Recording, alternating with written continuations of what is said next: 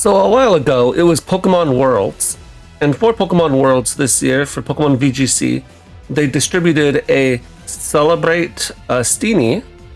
And Celebrate Steenie means that Tsareena also gets Celebrate. And this is a new move that Steenie and Tsareena did not have access to before. Now, this is a move that not many people are thinking about. It's not on anybody's radar. First of all, only low-tier players, NU players or RU maybe, they even think about Tsareena on a regular basis. Because although Tsareena is a very solid rapid spinner in those tiers, it's not really a Pokemon that has much use outside of that. Tsareena is almost universally relegated to the role of rapid spinner, and while it does that job very well, it doesn't necessarily have much else going for it outside of that, meaning that it really remains on the periphery of Pokemon. And so when you're thinking, okay, Tsareena is getting distributed, that's nice, most people aren't thinking about, wait, Tsareena didn't have access to Celebrate. And even those who do think about that aren't necessarily thinking, wait a second, I can use Z-Celebrate Tsareena. Because you normally can't use Z-Celebrate Tsareena because that would only be in Gen 7, and Celebrate only got distributed in Gen 9. But there's a thing called NatDex where anything goes, and we just toss together everything except for Dynamax because all my homies hate Dynamax. And so now Tsareena can actually get an Omni boost to all of its stats. However, if you think about it, is this really a big thing for Tsareena? It's hard to say. It is cool to have an Omni boost, and you get pretty basically Dragon Dance, right? You get the +1 to attack and to your speed. On top of that, you get the defense boost, and Tsareena actually has pretty passable defenses. So as you see there, I live in Ice Beam from Protean Greninja. Unfortunately, I missed Triple Axle twice in a row, and so what would have been a clean sweep ends up not being so much a clean sweep. But also funny interaction, I noticed that because Greninja turned into a Stellar type while it was an Ice type, it actually does not turn back to being a Water Dark type. It actually remains the Ice type underneath its Stellar. I think it has to switch out and then switch back in, and then it gets back to normal. But because of that, I was able to hit it with a Psychic move. A very funny interaction there. Alright. Tsareena getting the +1 boosts. It gets to live the Ice Beams from Greninja. It gets the +1 to attack and speed in one turn. That's really valuable. However, you have to consider what you're giving up. You're giving up Celebrate, or you're giving up the move slot that would be used for something else in order to have Celebrate.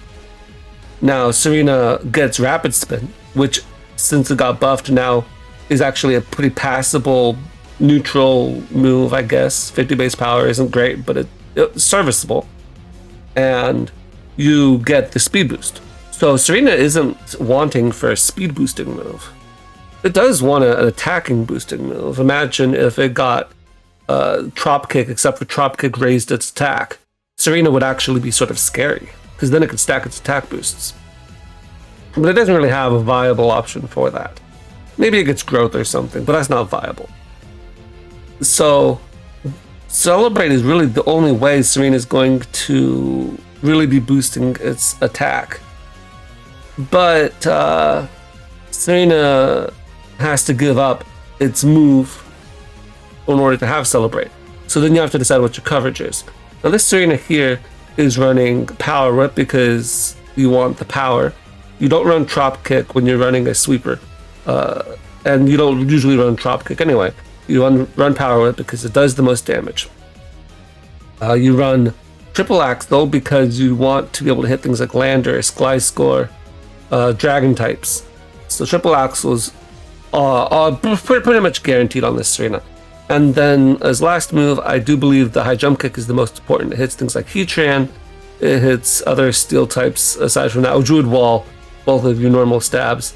And as we'll see later on, we even hit things like Iron Crown. So your move coverage isn't awful, but it is somewhat lacking in the sense the grass is pretty poor offensive coverage, and that's your main and only stab. So as a grass type, as an attacking grass type, to have to use a grass move as your attack is not great. Now, of course, something like Venusaur has Giga Drain. Giga Drain has the nice added benefit of healing you up. But generally, Venusaur wants to be going for Sludge Bomb. Barring that, it's going to live or die off of the Weather Ball or the Earth Power. And being an attacker that's a grass type isn't the greatest, because grass, again, is resisted by so many types and is only really situationally useful. But it's not the worst. And High Jump Kick, of course, fighting type has the opposite effect, where fighting is actually really good into a lot of stuff. So it's good to have High Jump Kick. And Triple Axle Ice is also great because it hits a lot of things super effectively. But one problem is that they all have really poor accuracy. So as we saw in the first game, we missed Triple Axle twice in a row on the Greninja. We would have been able to get off way more damage if we hadn't missed. And missing is really the Tsarena's big problem. Power Up is not 100% accurate, Triple Axle is not 100% accurate, a Jump Kick also is not. So you're setting up the sweep and you're going off of these really inaccurate moves. So in terms of being a setup sweeper, Tsareena is not really that viable. It's possible, but it's not viable, is the distinction that I want to make. Another problem that you're giving up is you're giving up the move, or the item slot, sorry. You're giving up the item slot on Tsareena because now you have to run Normalium Z. Now we'll see later on that having a Z move on Tsareena can be situationally useful. But if I had Grassium Z or Fightinium Z or something, then I would still have that Z move's functionality of not being able to get tricked or whatever. But also I would still have a stronger move, a stronger one-type move. And Normalium Z with growth doesn't really get you that much outside of the one-time boost, which is what you're supposed to get. Or this isn't Clanger's Soul Blaze, for example. Clanger's Soul Blaze does damage and gives you the boost. So you do have to worry about that. One thing to mention is, what's the alternative for Tsareena? Well, Tsareena could Terastallize. We already talked about how Tsareena only has one stab option, and it's not a very compelling stab option, being grass. What if I had a fighting type stab? So I could Terra Fight, now my High Jump Kick and my grass moves are stab. If I Terra Ice, which I would not recommend, although I guess both of them have the same problem of being weak into something. Terra Fighting, you're still weak to flying. Terra Ice, you're still weak to fire. But with Terra Ice, you would be able to have Stab Triple Axle. That gives you a 50% boost because of Stab. And so the +1 that you were going to get on the High Jump Kick or the Triple Axle, you could have had for free with a Terastallization. And then you could have also had an item. So I could have had a Life Orb, and I could have had Fightinium Z, or not Fightinium Z, Terra Fight. And then my High Jump Kick would do more damage than it would with just this +1. So you're giving up the ability to Terra because they don't allow you to do that in NatDex if you're holding a Z move. And you're giving up the extra move and Celebrate. Because if I had Fightinium Z, then I could totally run Rapid Spin in my last slot. I'd still get the speed boost, because that's half the point of Celebrate is to get that speed boost. But I'd also have the item, I'd have the stab on the move to give me the +1 that I need. And if I didn't need it, then I could just save Terra for a different Pokemon. And I could run Z on a different Pokemon. And on this team, there aren't a ton of Pokemon on this team that want Z. You can run Z Lele, but usually you don't, especially because that's my speed control on this team. You could run Icium Z on the Iron Treads or whatever, or I could even just have a different Pokemon on this team that would like a Z move.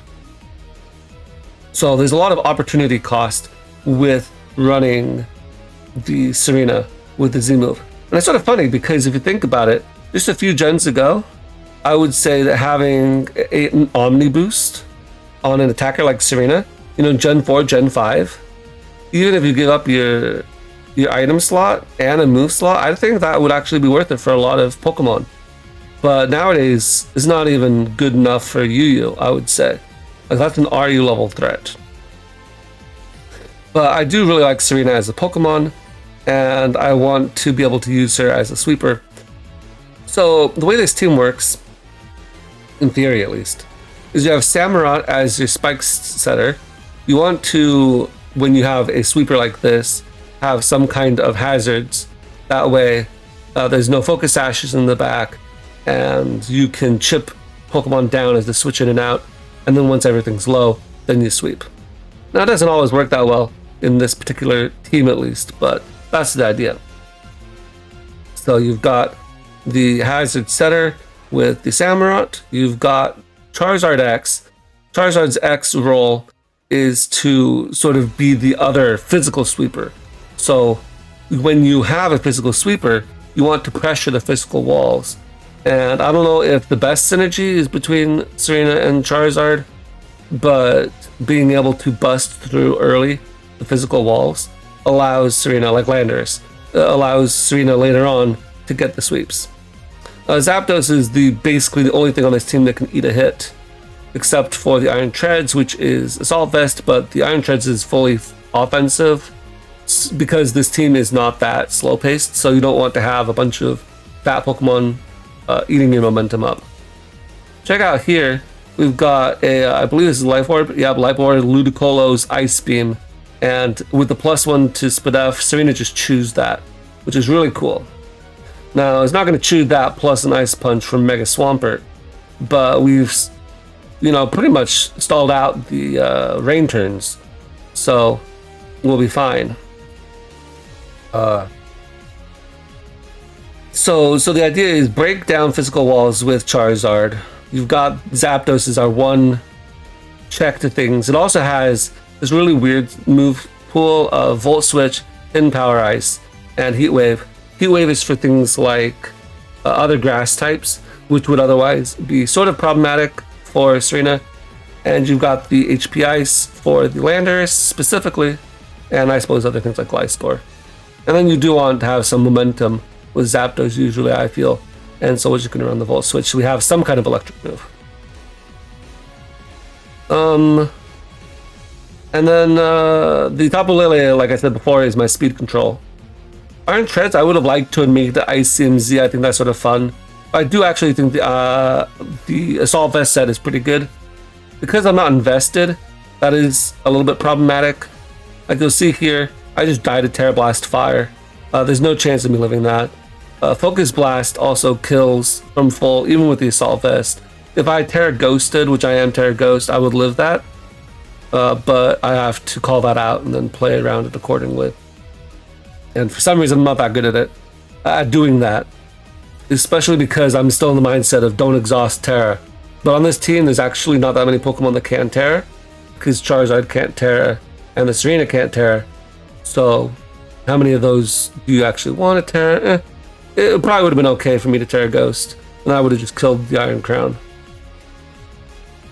As you can see here, even though I'm +1, and this is a 150 base power move, still does not kill the Ferrothorn, but it does 2 KO it.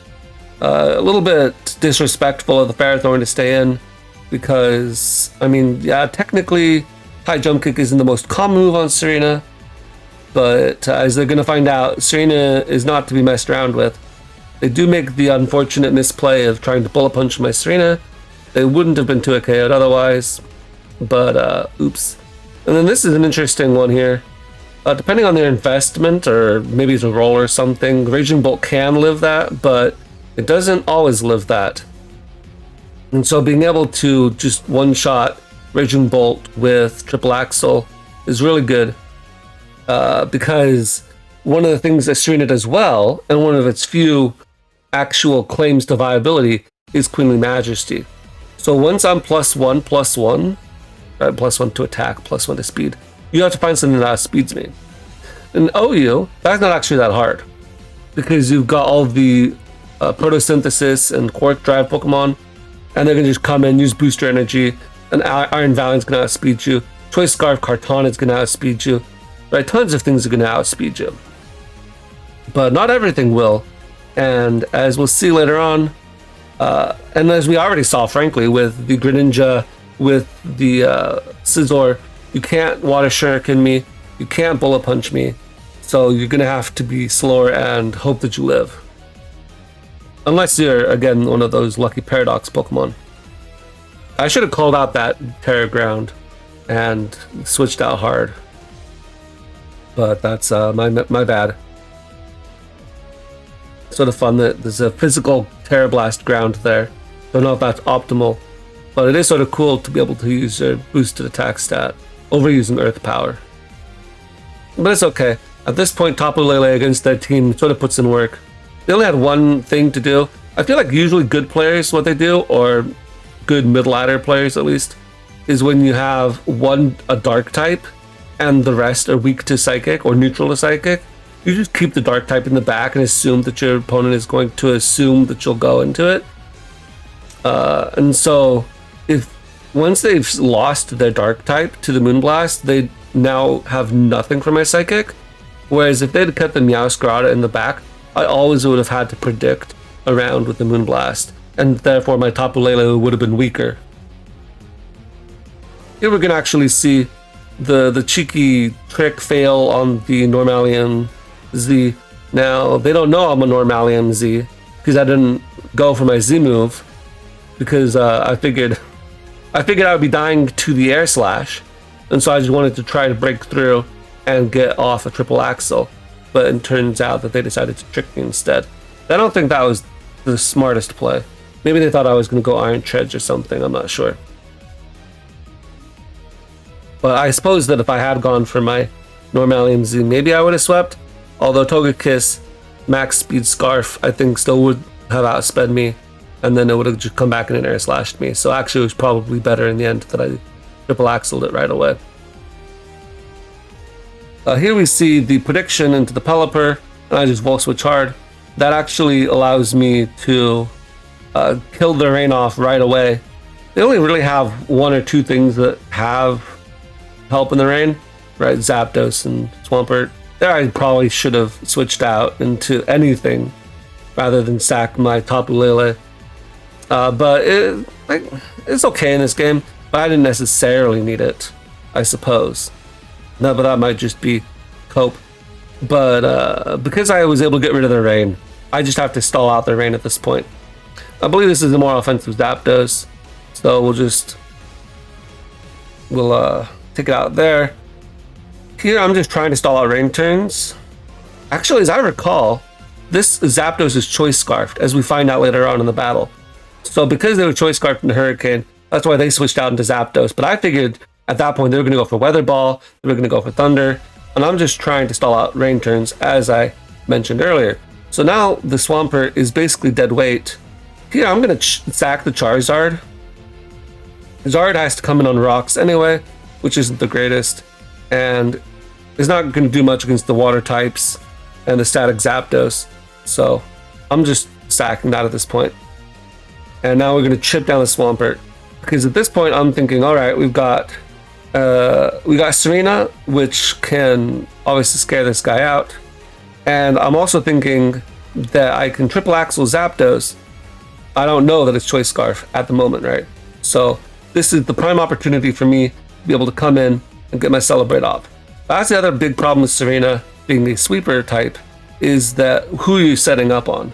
Tsareena is decently bulky, and with the +1 defenses, it can actually be pretty bulky, but it isn't like the bulkiest Pokemon, so you have to find something you can set up on. And that's the other tricky part about this set. Now, as we see there, because I was +1, the only way Zapdos outspeeds me is if they're Choice Scarfed. They Terra Steel here, which is a play that I don't know if I like, but it makes sense.